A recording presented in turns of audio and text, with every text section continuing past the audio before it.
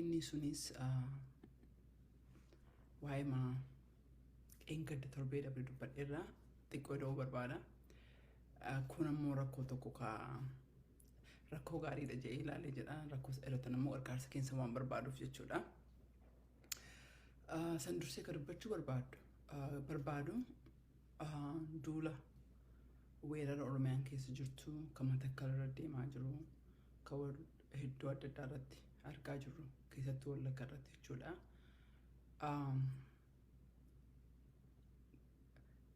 Garaan keenya odubatti illee hafne jedhe hedduu nutti dhagahamee jedhe mootummaan kun Oromoodha jedhu Oromoo nyaachisa. Garuu wanni isin gaafadhoo jiraadha isa irratti warra rakkoo kana keessa jirtaniif simbira jirra. Allis karaa Rabbiitis simbira jirra.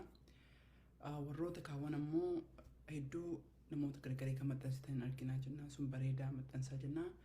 Garuu nuuf illee akka ta'uuf nuti dalagaan keenya ollaan inni guddaan akka ollaatti dubbachaa jiru akkuma seenaatti dubbadhaa jira.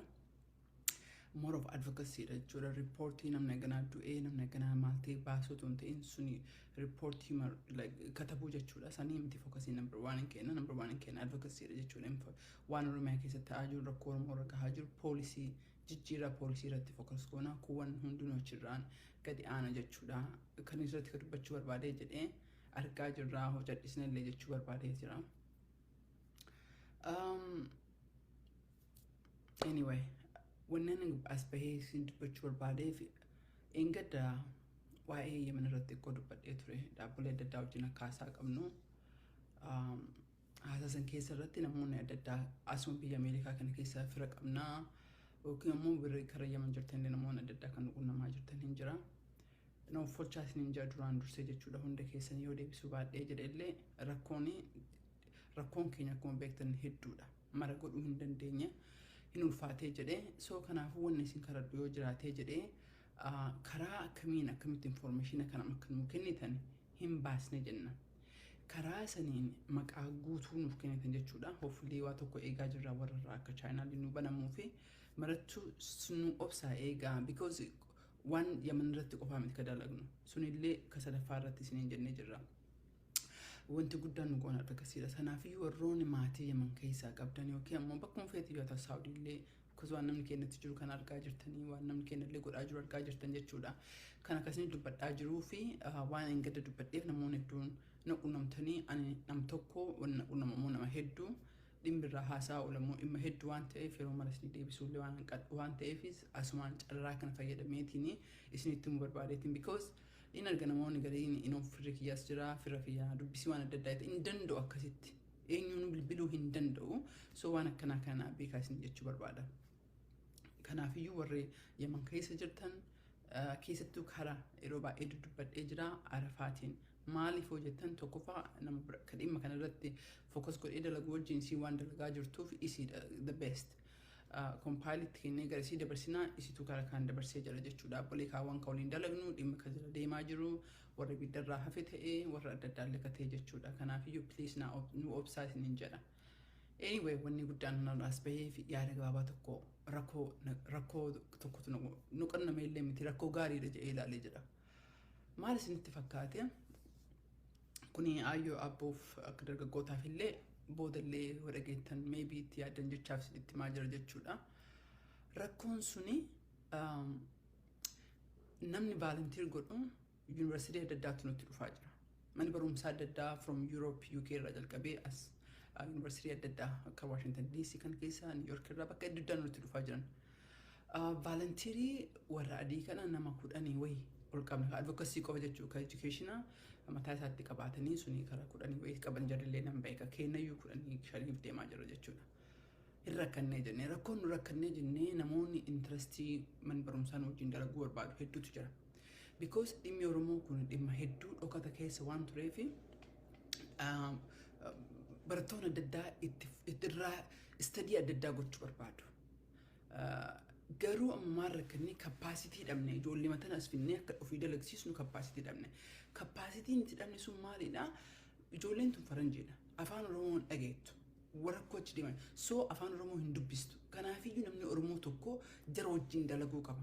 even keezi mamma Yemen keessatti amma wanta akkaataa dalagaa jirru nama Oromoo tokkotu qabaanne nama Oromoo tokko afaan Oromoo dhagahaa afaan Ingiliffaatiin kataba. Sinigalee nam editoroonni adda addaa hin jiru. Kanneen rakkoo hin qabnu nama gahaa harka lamaa sadii leerii afur shan qabna dhimma tokko irra dalagu jechuudha. Nama faranjii ka ta'e. Garuu ijoollee teena Oromoota afaan Oromoo dhageessu tokko ammoo afaan Ingiliffaatiin barreessuu dadhabnee jenne yeroo baay'ee isin dubbadhee jira.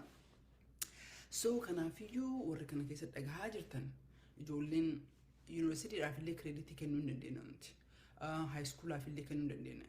Bakkuma adda addaa waan proogiraama adda addaa city center waan adda addaaf illee katabuu hin dandeenya jechuudha. Recommendation katabuu waan dandeenyuuf akka dhaabaatitti. So kanaafiyyuu hedduu nu qarqaaraa isiniin jedha. Keezii Yemen irratti lamoonni tokko harka nu hidhee sochoonu wogge tokko yoo jiraate namni keenya kumaatamaan achi jira.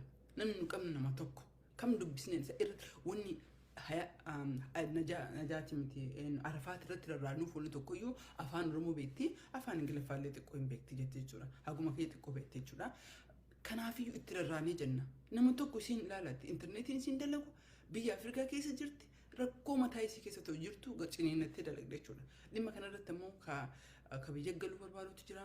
Ka biyya san keessatti miidhaa adda addaa irra gaheetu jira. Ibiddarraa warra hafantu jira. Akkuma beektan waa hedduutu jira. Kanaafuu keezii adda addaan barreessineetiin haalli waan carraan banamee jiruuf karanaan yaaluudhaaf jechuun waan humna kennaa oliiti.